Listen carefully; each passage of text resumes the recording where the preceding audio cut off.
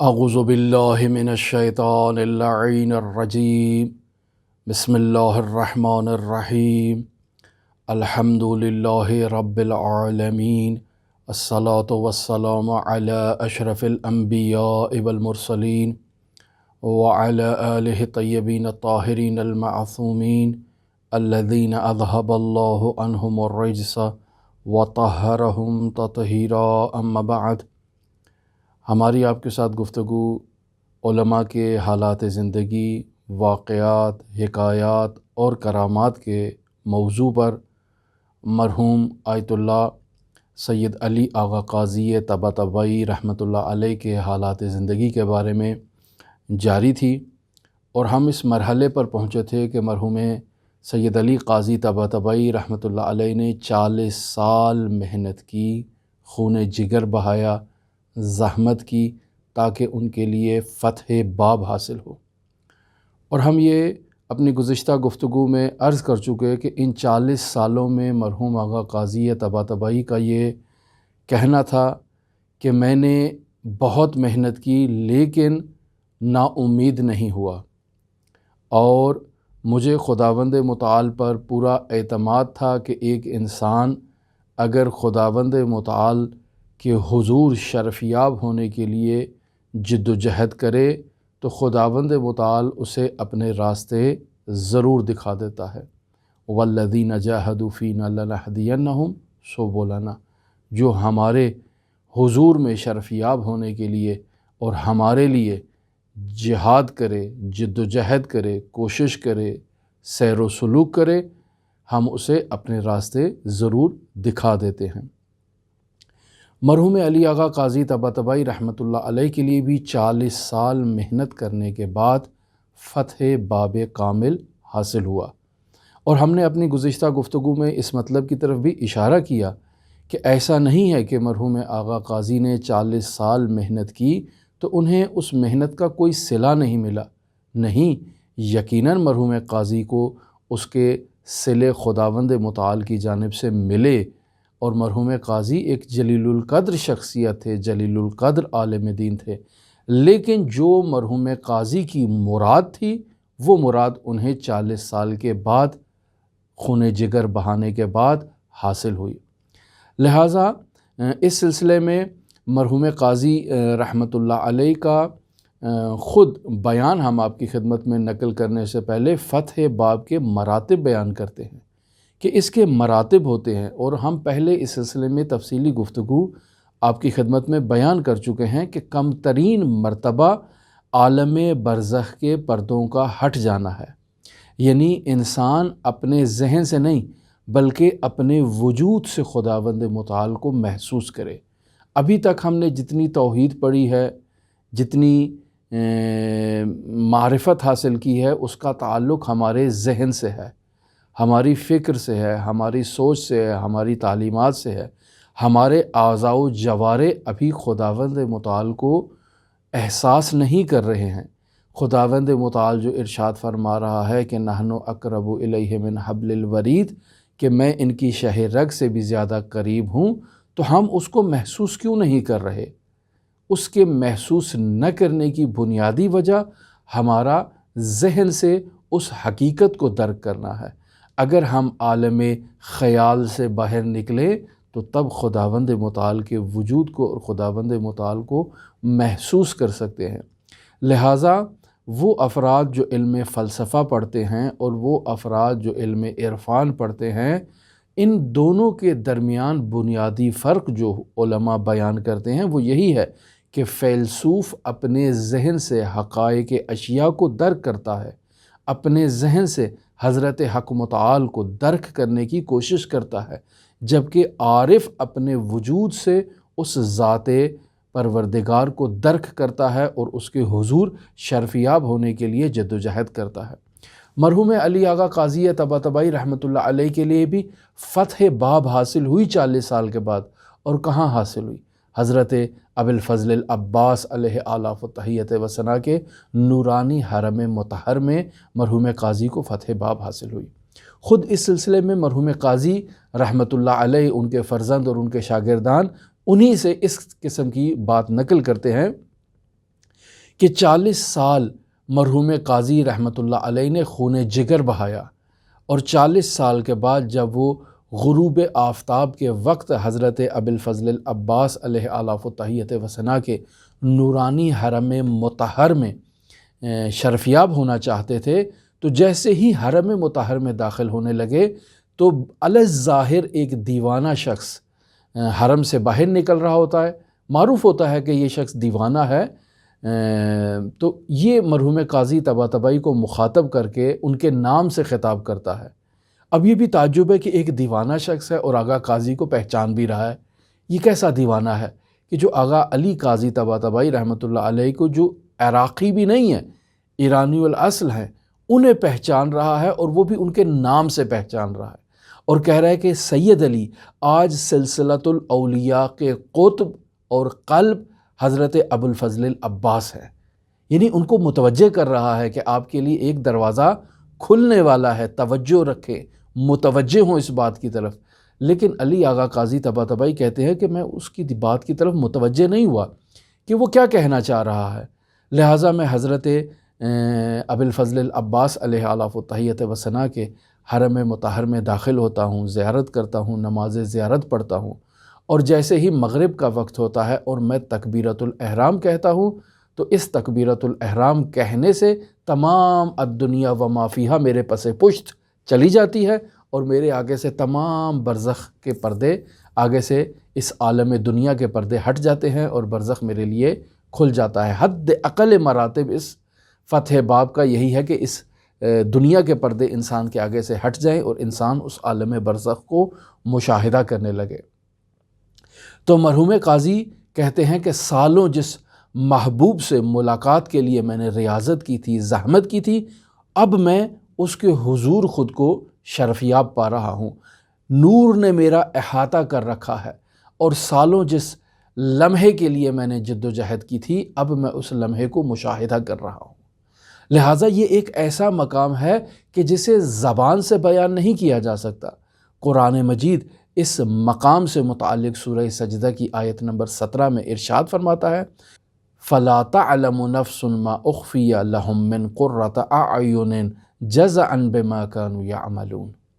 یعنی کوئی بھی نہیں جانتا جو ان کے لیے مخفی ہے اور ان کی آنکھوں کی روشنی کا باعث ہے، ان کے انجام شدہ اعمال کے نتیجے میں ان کے جزا کے طور پر انہیں وہ عطا کیا جائے گا۔ اور حدیث قدسی میں بھی اسی مقام کی طرف اشارہ ہے، اعددت لعبادی الصالحین ما لا عین رأت ولا اذن سمعت ولا خطر علی قلب بشر، یعنی ایک ایسا مقام ہم نے ان کے لیے مد نظر رکھا ہے کہ جسے آج تک کسی آنکھ نے مشاہدہ نہیں کیا ہے، کسی کان نے اس مقام کے بارے میں سنا نہیں ہے، اور وہ مقام آج تک کسی قلب بشر کے لیے خطور نہیں کیا ہے کہ وہ کیا مقام ہے۔ اور بعض منابع میں اسی حدیث قدسی کے ذیل میں یہ مطلب بھی لکھا ہوا ہے، وَلَا يَعْلَمُهُ مَلَكٌ مُقَرَّبٌ، اور اس مقام کے بارے میں کوئی ملک مقرب بھی نہیں جانتا، وَلَا نَبِيٌّ مُرسل، اور نبی مرسل بھی اس مقام کے بارے میں نہیں جانتا۔ یعنی اس مقام تک پہنچنے کے لیے انسان کو ریاضت کرنے کی ضرورت ہے، انسان کو محنت کرنے کی ضرورت ہے۔ ایسے نہیں ہے کہ ہر کسی کو وہ مقام عطا کر دیا جائے، وہ خداوند متعال کے خلص، خداوند متعال کے سچے عاشقوں کا مقام ہے۔ لہٰذا مرحوم آیت اللہ نجابت رحمۃ اللہ علیہ، مرحوم آغا قاضی رحمۃ اللہ علیہ کے مقامات اور مدارج کے متعلق فرماتے تھے کہ آغاز اسلام سے آج تک ایسے انگشت شمار اولیاء الہی گزرے ہیں جنہوں نے سیر و سلوک کے تمام مراحل کو طے کیا ہو، اور ان افراد میں سے ایک فرد سید آغا علی قاضی طباطبائی رحمۃ اللہ علیہ تھے، جنہوں نے عالم خیال سے تجاوز کر کے فوق خیال خود خداوند متعال کے حضور میں شرفیاب ہو کر خداوند متعال سے لقاء اللہ کی ہے، یعنی اللہ سے ملاقات کی ہے۔ ایسے ہی اولیاء الہی خود کو مخفی رکھتے ہیں، کبھی اپنے آپ کو کسی کے سامنے ظاہر نہیں کرتے ہیں، یعنی لوگوں کے درمیان زندگی بسر کر رہے ہوتے ہیں، لوگوں کے درمیان رہتے ہیں، لوگوں کو ان کی معرفت نہیں ہوتی کہ یہ اللہ کا ولی ہے۔ جیسا کہ خود حضرت رسول خدا صلی اللہ علیہ وآلہ وسلم لوگوں کے درمیان موجود تھے، اللہ کے ولی تھے، لیکن لوگوں کو رسول خدا صلی اللہ علیہ وآلہ وسلم کی معرفت نہیں تھی، لہٰذا لوگ کہتے تھے کہ یأکل الطعام ویمشی فی الاسواق، کہ یہ تو ہماری ہی طرح کھانا کھاتا ہے، بازاروں میں سیر کرتا ہے اور بازاروں میں جاتا ہے، یہ کیسے اللہ کا نبی ہو سکتا ہے، یہ کیسے اللہ کا ولی ہو سکتا ہے۔ اور اسی طرح مرحوم آغا قاضی طباطبائی رحمۃ اللہ علیہ بھی یأکل الطعام ویمشی فی الاسواق، وہ بھی لوگوں کے درمیان موجود تھے، کھانا کھاتے تھے، لوگوں کے درمیان گھومتے پھرتے تھے، بازاروں میں حرمہائے مطہر میں آیا جایا کرتے تھے، لیکن لوگوں کو ان کی معرفت نہیں تھی۔ اولیاء الہی سے جب یہ پردے ہٹ جاتے ہیں تو اولیاء الہی جو خود مستور ہوتے ہیں وہ بھی کبھی کبھی ان سے ایسی چیز کوئی نہ کوئی ظاہر ہو جاتی ہے۔ وہ عالم کن کے اور عالم اسرار الہی کے مالک ہوتے ہیں، یعنی انہیں اسرار الہی کو انہوں نے درک کر لیا ہوتا ہے، عالم غیب کو درک کرنے کی ان میں یہ صلاحیت ہوتی ہے۔ وہ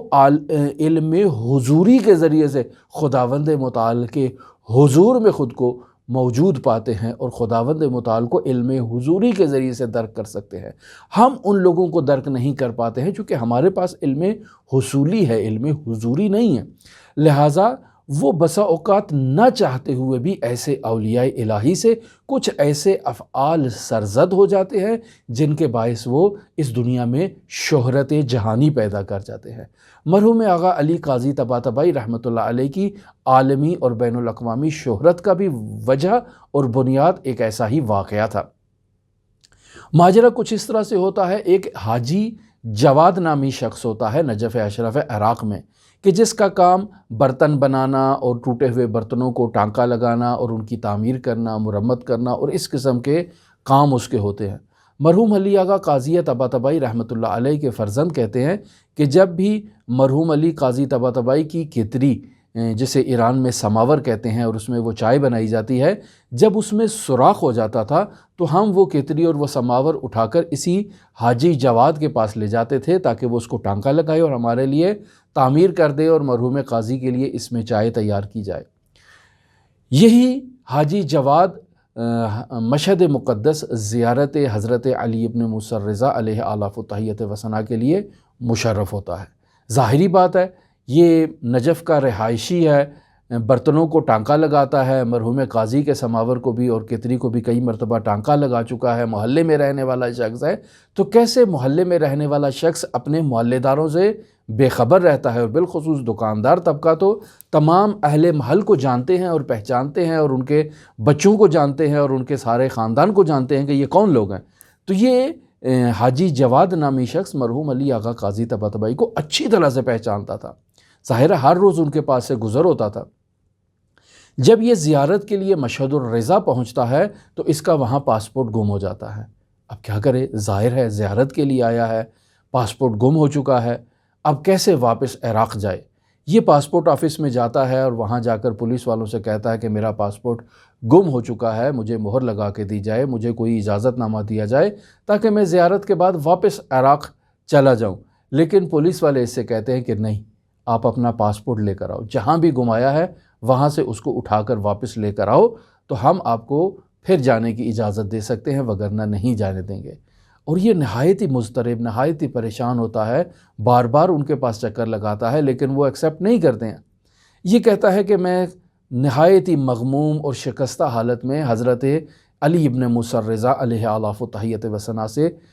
توسل کے لیے ان کے حرم مطہر میں مشرف ہوتا ہوں، زیارت کرتا ہوں۔ زیارت کرنے کے بعد جیسے ہی باہر نکلتا ہوں تو صحن میں میری ملاقات علی آغا قاضی طباطبائی رحمۃ اللہ علیہ سے ہو جاتی ہے۔ احوال پرسی ہوتی ہے، ایک دوسرے سے پوچھتے ہیں بھئی کب آئے، یہ وہ ایسی باتیں کرنے کے بعد مرحوم قاضی طباطبائی پوچھتے ہیں کہ آپ کیوں پریشان ہیں، کیا مسئلہ ہے آپ کے ساتھ؟ تو یہ حاجی جواد کہتا ہے کہ ماجرا اس طرح سے ہے کہ میرا پاسپورٹ گم ہو چکا ہے، ہر روز پاسپورٹ آفس جاتا ہوں اور یہ میری بات نہیں سنتے ہیں اور میری مشکل کو حل نہیں کر رہے ہیں۔ تو مرحوم علی آغا قاضی طباطبائی کہتے ہیں کہ اچھا، کل تم جاؤ پاسپورٹ آفس میں، فلاں کمرے میں فلاں آدمی بیٹھا ہوگا، اس کے پاس جاؤ، وہ تمہاری مشکل کو حل کر دے گا۔ یہ شخص بھی جاتا ہے اگلے روز پاسپورٹ آفس اور اس کی مشکل حل ہو جاتی ہے۔ وہ شخص اس کو ایک کاغذ کے اوپر مہر لگا دیتا ہے اور یہ عراق واپس آ جاتا ہے۔ جیسے ہی عراق پہنچتا ہے تو تمام اپنے عزیز و اقارب کو ماجرا بتاتا ہے کہ بھئی میں اس طرح سے گیا تھا، یہ زیارت کی میں نے، یہ میرے ساتھ ماجرا ہوا، میرا پاسپورٹ گم ہو گیا، ہر طرف سے نا امید ہو گیا، زیارت کرنے گیا، وہاں علی آغا قاضی مجھے مل گئے۔ علی آغا قاضی طباطبائی کا نام لینا ہی تھا کہ تمام رشتہ داروں نے تعجب سے کہا کہ کیسے ممکن ہے؟ علی آغا قاضی کو تو ہم یہاں ہر روز نجف اشرف عراق میں ان کی زیارت کرتے ہیں اور ان کو دیکھتے ہیں کہ وہ یہاں پر یمشی فی الاسواق، یہیں پر جو ہے وہ بازاروں میں گھوم پھر رہے ہوتے ہیں اور حرم ہائے مطہر میں زیارت کر رہے ہوتے ہیں، یہ کیسے ممکن ہے؟ آپ نے کیسی بات کر دی؟ وہ کہتا ہے میں اپنے گاہک کو کیسے نہیں پہچانتا، ہر روز میرا علی آغا قاضی تے واسطہ پڑتا ہے، ہر روز میری دکان کے آگے سے گزرتے ہیں، میں ان کو بھلا اچھی طرح سے کیسے ہو سکتا ہے نہ پہچانتا ہوں؟ میری علی آغا قاضی طباطبائی سے مشہد الرضا میں ملاقات ہوئی ہے، یہ ممکن ہی نہیں ہے۔ وہی تھے، لیکن اہل محل اور عزیز و اقارب جو ہیں وہ بات کو کہتے ہیں کہ یہ کیسے ممکن ہے؟ یہ صرف اور صرف طی الارض کے ذریعے سے ہی ممکن ہے کہ قاضی یہاں پر بھی ہو اور طی الارض کر کے زیارت کرنے کے لیے گیا ہو، زیارت بھی کی ہو، آپ کی بھی مشکل حل کی ہو اور واپس آ گیا ہو۔ یہ بات ایسے معروف ہوتی ہے اور جنگل کی آگ کی طرح پورے نجف اشرف عراق میں اور جہاں جہاں ان کے عزیز و اقارب ہوتے ہیں یہ بات پھیل جاتی ہے۔ یہ حاجی جواد آتا ہے علی آغا قاضی کے پاس اور آ کر کہتا ہے کہ میری آپ سے مشہد الرضا میں ملاقات ہوئی تھی، لیکن علی آغا کہتے ہیں کہ نہیں، میری تو آپ سے ملاقات نہیں ہوئی ہے، میں تو یہی نجف اشرف عراق میں مقیم ہوں، میں تو یہاں سے باہر نہیں گیا ہوں۔ لیکن وہ اپنی بات پر قائم و دائم ہوتا ہے اور اس طرح سے فتح باب ہو جاتی ہے مرحوم علی آغا قاضی طباطبائی رحمۃ اللہ علیہ سے متعلق۔ ایک تو انہیں وہ عالم برزخ کے وہ مراتب اور وہ مقامات ان کو مشاہدہ ہونے لگتے ہیں، اور اقل ترین مرتبہ میں نے عرض کیا کہ عالم برزخ ہے فتح باب میں، وگرنہ اس سے اوپر عوالم کی ہم نے جو آپ کی خدمت میں گفتگو کی تھی، عوالم اربعہ، تو آغا قاضی طباطبائی ان عوالم اربعہ میں اوپر والے عوالم کی طرف تھے، عالم عقل میں تھے، عالم